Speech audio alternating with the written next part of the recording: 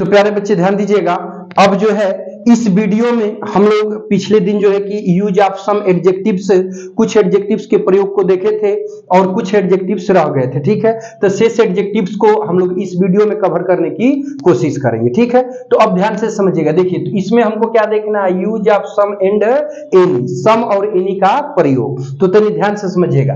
देखिए प्यारे बच्चे, ये आपका हो गया क्या, सम। ठीक है, ध्यान से समझिएगा। ठीक, तो सम का अर्थ क्या होता है, तो प्यारे बच्चे इसका अर्थ होता है कुछ। क्या होता है, कुछ।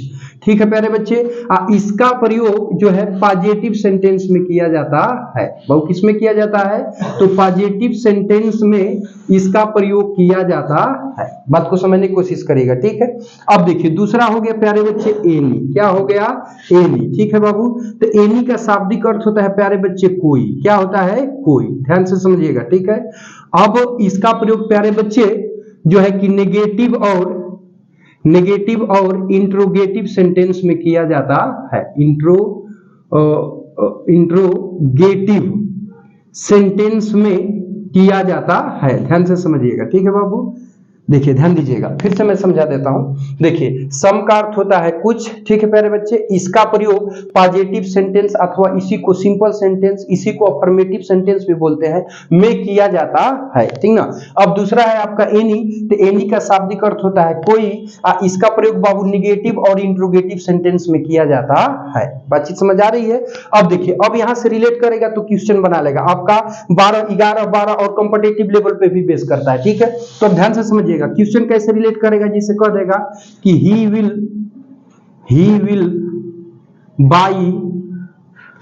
By any books. ठीक है प्यारे बच्चे, तो अब कह रहा है कि वह कोई किताबें खरीदेगा।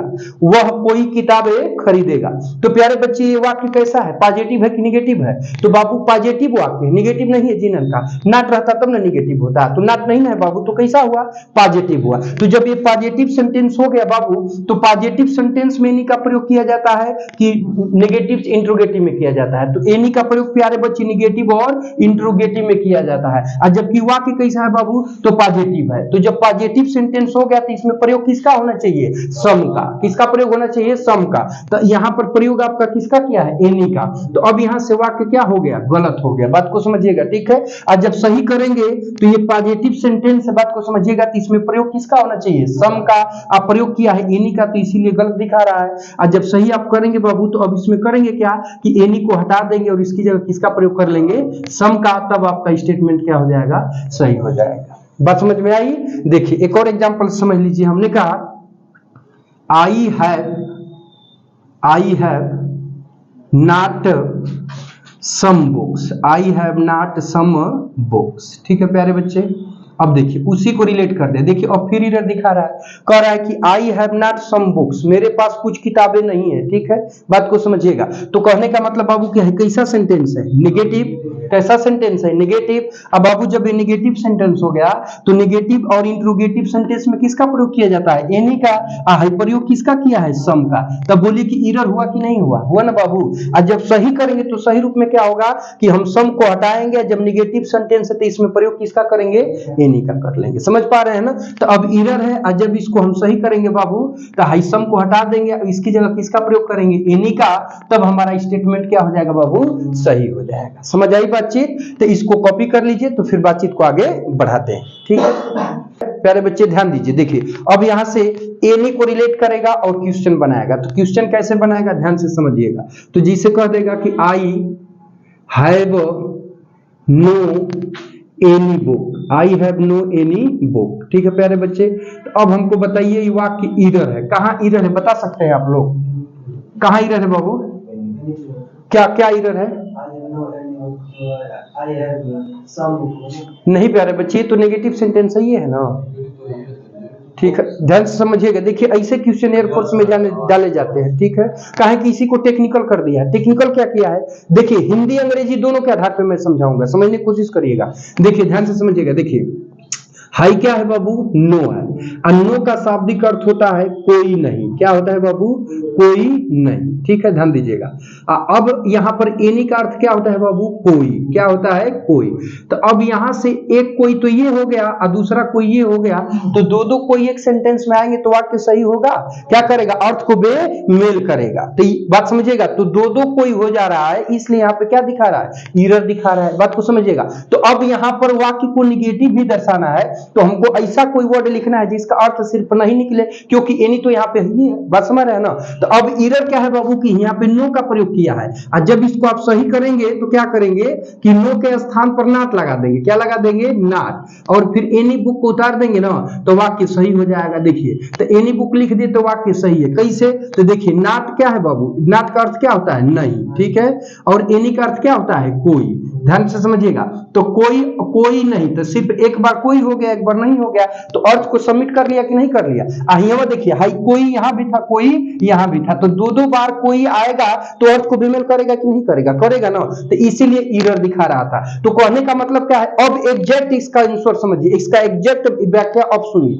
देखिए, ध्यान से समझिएगा। देखिए, यहाँ समझिए, हिंदी मिटा दे रहा हूं, हिंदी में तो समझ गए आप लोग। अब अंग्रेजी में आइएगा। देखिए, जो प्यारे बच्चे एनी होता है ना, ये क्या होता है? एडजेक्टिव होता है। क्या होता है? एडजेक्टिव। और जो नो होता है ना प्यारे बच्चे, ये भी आपका क्या होता है? एडजेक्टिव होता है। तो कभी भी एक एडजेक्टिव दूसरे एडजेक्टिव की विशेषता नहीं बताता है। बताता है? एडजेक्टिव एडजेक्टिव की विशेषता बताता है? नहीं। एडजेक्टिव हमेशा नाउन प्रोनाउन की विशेषता को बताता है। बात को समझिएगा। तो अब यहाँ पे नो एनी को मॉडिफाई नहीं कर रहा है, इसलिए वाक्य क्या है? एरर है। और जब यहाँ की बात करेंगे तो देखिए, जो नाट होता है प्यारे बच्चे, ये आपका एडवर्ब ऑफ नेगेशन होता है। क्या होता है? एडवर्ब ऑफ नेगेशन होता है। और एनी आपका क्या है बाबू? एडजेक्टिव है। क्या है? एडजेक्टिव है। तो अब बताइए कि जो एडवर्ब है वो एडजेक्टिव की विशेषता बताता है कि नहीं बताता है? तो बताता है। वह शब्द जो नाउन प्रोनाउन को छोड़कर, ठीक है, adjective, verb, adverb, preposition, conjunction की विशेषता बताता है, वही शब्द क्या होता है? एडवर्ब होता है। तो अब यहाँ पे एडवर्ब नॉट एडवर्ब है, और जो कि मॉडिफाई किसको कर रहा है? एनी को। और जब एनी को मॉडिफाई कर रहा है तो वाक्य तुरंत क्या हो जाएगा? सही हो जाएगा। बात समझ रहे हैं? तो यहां से भी क्वेश्चन बना देगा। बातचीत समझ पा रहे हैं ना? तो इसको थोड़ा सा नोट करके लिखिएगा।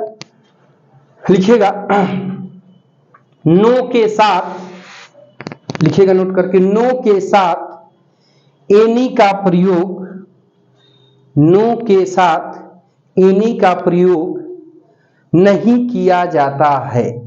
नो के साथ एनी का प्रयोग नहीं किया जाता है। नहीं किया जाता है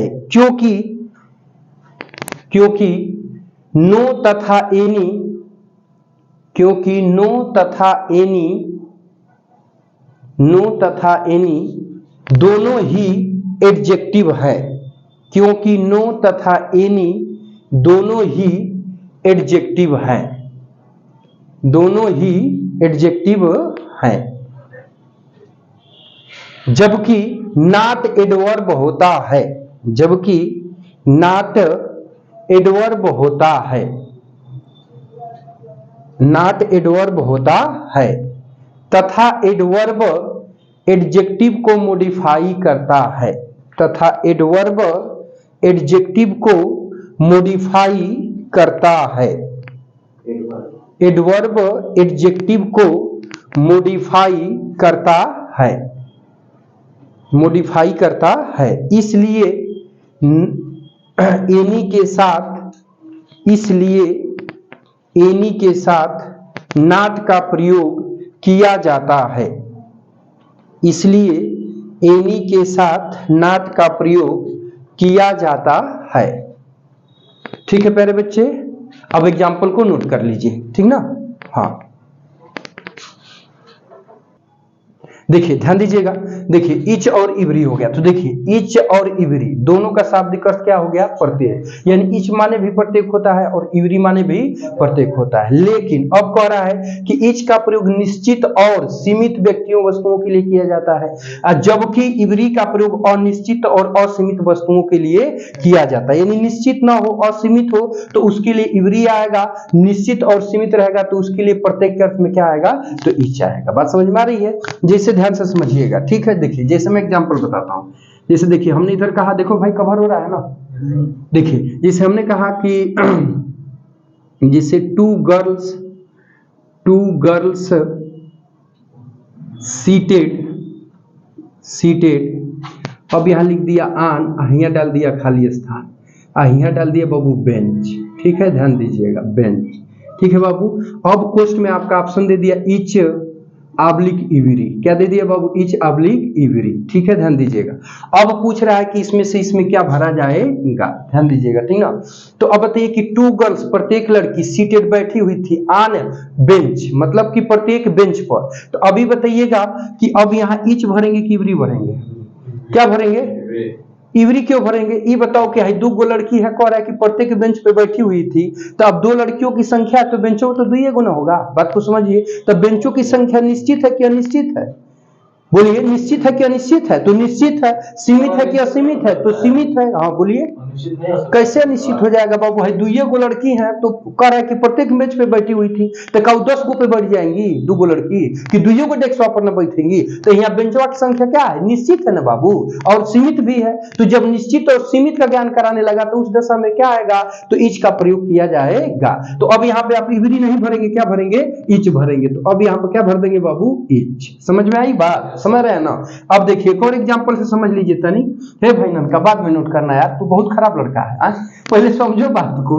देखिए मान लीजिए हमने कहा कि इट रेंड, वर्षा हुई थी, ठीक है, वर्षा हुई थी। अब देखिए इट रेंड वर्षा हुई थी। अब यहाँ पर हमने खाली स्थान छोड़ दिया, यहाँ पे लिख दिया डे, इन रेनी सीजन, ठीक है, ध्यान से समझिएगा। अब ऑप्शन में वही सेम चीज दे दिया, इच ऑब्लिक इवरी, ठीक है बाबू, ध्यान से समझिएगा। कह रहा है कि इट रेंड, वर्षा हुई थी, मतलब कि डे, प्रत्येक दिन, इन रेनी सीजन, वर्षा ऋतु में। तो वर्षा ऋतु में प्रत्येक दिन वर्षा हुई थी। तभी बताइए कि वर्षा ऋतु में कितने दिन वर्षा हुई थी, निश्चित है, सीमित है कि कितने दिन हुई थी, चाहे निश्चित है कि कितने दिन हुई थी, नहीं ना। तो अब बाबू जब ये दिनों की संख्या यहाँ पे निश्चित नहीं यानी अनिश्चित है और असीमित है, तो इस दशा में किसका प्रयोग करेंगे, तो प्यारे बच्चे इवरी का प्रयोग किया जाएगा, इसका प्रयोग नहीं किया जाएगा। तो अब यहाँ पर आप उठा करके क्या भर देंगे, तो इवरी भर देंगे, क्या भरेंगे, इवरी, ठीक है, ध्यान से समझिएगा। तो अब इसी को ध्यान से देखिए, ये तो भरने के प्रारूप में दिया, अगर इसी को इरर भरवाना चाहेगा और थोड़ा सा घुमाना चाहेगा तो क्या करेगा, समझ रहे हैं। देखिए बात को समझिएगा, इसी को ऐसे कर देगा बाबू, देखिए गलती भर देगा, जिसको देगा कि इट रेंड, ठीक है, ध्यान समझिएगा। अब इच इवरी को हटा देगा, यहाँ का डाल देगा इच, ठीक है, डे लिख देगा, ठीक ना, इन रेनी सीजन, बात को समझिएगा, इन रेनी सीजन, ठीक है बाबू। अब इसमें इरर बना दिया, क्या बना दिया, इरर बना दिया। अब इरर क्या है भाई, तो कह रहा है कि वर्षा ऋतु में प्रत्येक दिन वर्षा हुई थी। तो अब यहाँ बताइए कि दिनों की संख्या क्या है भाई, वर्षा ऋतु का दिन है तो कौ दिन वर्षा हुई, कोई गिना था, बोलिए कितने दिन हो गई, कोई पता है नहीं ना। तो इसका मतलब क्या है, दिनों की संख्या क्या है, अनिश्चित और असीमित है। तो इस दशा में यहाँ प्रयोग किसका होना चाहिए, इवरी का। प्रयोग किसका क्या है, इच का। तो अभी गलत है, जब सही करेंगे तो इच को हटाएंगे प्यारे बच्चे, और यहाँ पर हम किसका प्रयोग कर लेंगे, इवरी का। तो वाक्य हमारा क्या हो जाएगा, सही हो जाएगा। बातचीत समझ में आई। तो ऐसे भी इरर बना के आपसे पूछ लेगा, अथवा ऐसे भरवाने के रूप में भी आपसे दे सकता है, ठीक है। तो प्यारे बच्चे इसको नोट कर लीजिए अथवा स्क्रीनशॉट ले लीजिए, फिर आगे हम लोग बढ़ते हैं, ठीक ना। देखिए ध्यान दीजिएगा प्यारे बच्चे, अब हम लोग पढ़ने, देखिए हेडिंग क्या है प्यारे बच्चे, तो यूज ऑफ है आपका नियरेस्ट, ध्यान से समझिएगा, एंड नेक्स्ट, मतलब कि हम लोग के नियरेस्ट और नेक्स्ट के यूज को देखना है, ठीक है प्यारे बच्चे, ध्यान दीजिएगा। तो देखिए जो बाबू नेक्स्ट होता है वो नाई का सुपरलेटिव डिग्री होता है, और नेक्स्ट का अर्थ क्या होता है, तो आगामी होता है। और नेक्स्ट का प्रयोग आर्डर यानी क्रम, आर्डर यानी क्रम, देखिए आर्डर की हिंदी क्या होती है, क्रम, और पोजीशन यानी स्थिति को व्यक्त करने के लिए किया जाता है। बात समझ में आ रही है। अब आगे बढ़ेंगे तो जो नियर होता है, तो नियर का बाबू सुपरलेटिव डिग्री क्या होती है, नियरेस्ट होती है। इसका अर्थ होता है सबसे नजदीक। तो इसका प्रयोग स्पेस अथवा डिस्टेंस यानी स्थान और दूरी दिखाने के लिए किया जाता है, ठीक है। तो अब देखिए इनसे रिलेट करके क्वेश्चन बनाया है कि गाजीपुर स्टेशन है टू माई हाउस, मेरे घर से क्या आगे है कि नजदीक है? तो बाबू नजदीक है ना, कुल मिला के दूरी को दिखा रहा है ना। हाई गाजीपुर स्टेशन और आपका घर क्या है, दूरी का बोध करा रहा है ना। तो दूरी का बोध कराने के लिए किसका प्रयोग करते हैं प्यारे बच्चे? स्पेस या डिस्टेंस का बोध कराने के लिए किसका प्रयोग करते हैं? नियरेस्ट का। तो अब यहाँ पे क्या भरा जाएगा? तो इसमें नियरेस्ट एडजेक्टिव भरा जाएगा। बात समझ में आ रही है ना। अब देखिए कह रहा है कि ही इज सिटिंग, वो बैठा हुआ है, टू मी, मुझसे। तो इसका मतलब यहाँ किसको दर्शा रहा है? क्रम को बता रहा है। बात समझिएगा, क्योंकि वह मुझसे अगले क्रम में बैठा हुआ है, तो आगे क्रम में बैठा हुआ है या आगामी बैठा हुआ है मुझसे, वह मुझसे आगामी यानी आगे बैठा हुआ है। तो यहाँ क्रम को दिखा रहा है, और जब क्रम को दिखा रहा है तो वहां पर किसका प्रयोग करेंगे? नेक्स्ट का। तो अब यहाँ पर नेक्स्ट भर दिया जाएगा। बात समझ में आ रही है? तो इसको नोट कर लीजिए, तो फिर आगे बढ़ते हैं। ठीक है, पास कर दो। हाँ, तो प्यारे बच्चे ध्यान दीजिएगा। देखिए जैसा कि इसके बारे में लिखा गया है बाबू कि ये एडजेक्टिव ऑफ क्वांटिटी होते हैं, इनका प्रयोग अनकाउंटेबल नाउन के पूर्व वस्तुओं की अलग अलग मात्रा प्रकट करने के लिए किया जाता है। तो देखिए एक वर्ड आ गया अनकाउंटेबल नाउन। तो अनकाउंटेबल नाउन की हिंदी होती है अगिनतीवाचक संज्ञा। अंग्रेजी में इसको बोलते हैं कि the noun which can not be counted is called uncountable noun. अर्थात तो वह नाउन जिसको गिना न जा सके उसे हम अनकाउंटेबल नाउन कहते हैं। जिसे दूध हो गया, पानी हो गया, घी हो गया, बात समझ रहे ना, हवा हो गया, ये सब नाउनों को हम लोग गिन नहीं सकते हैं, अतः ये आपके अनकाउंटेबल नाउन कहलाएंगे। ठीक समझ पा रहे हैं ना। तो अब कह रहा है कि ये एडजेक्टिव ऑफ क्वांटिटी होते हैं, इनका प्रयोग अनकाउंटेबल नाउन के पूर्व, ठीक है, वस्तुओं की अलग अलग मात्रा को व्यक्त करने के लिए इनका प्रयोग किया जाता है। बात समझ रहे हैं ना। तो अब देखिए जैसे मान लीजिए भोजपुरी में, देहाती लैंग्वेज में समझिए, एकदम देहाती लैंग्वेज की तरह। ठीक है, देखिए ध्यान से समझिएगा। जैसे मान लीजिए कि आपको 100 लीटर दूध की जरूरत है। क्या है बाबू? 100 लीटर दूध की जरूरत है। तो दूध कौन नाउन है? अनकाउंटेबल नाउन है। ठीक है, इनकी क्या होती है? मात्रा होती है, संख्या नहीं होती है। ठीक है, तो ध्यान दीजिएगा। तो अब मान लीजिए बाबू कि आपको 100 लीटर दूध की जरूरत है। आप चले गए दुकानदार के पास, आपने कहा कि देखो भाई हमको 100 लीटर दूध दे दो। तो दुकानदार ने कहा कि अरे यार तुमने तो आने में लेट कर दिया, हमारा एकदम लास्ट चल रहा है, हमारे पास 100 लीटर दूध नहीं है, मेरे पास मुश्किल से बाबू है 3 से 5 लीटर दूध है, 3 से 5 लीटर दूध है। समझ रहे हैं बात को ना। तो अब ये बताइए कि उसको दूध की कितना जरूरत है? 100 लीटर, लेकिन वो पा कितना रहा है? 3 से 5। तो 100 की तुलना में 3 से 5 लीटर देखेंगे तो लगभग ना के बराबर है कि नहीं है? बोलिए, ना के बराबर है ना।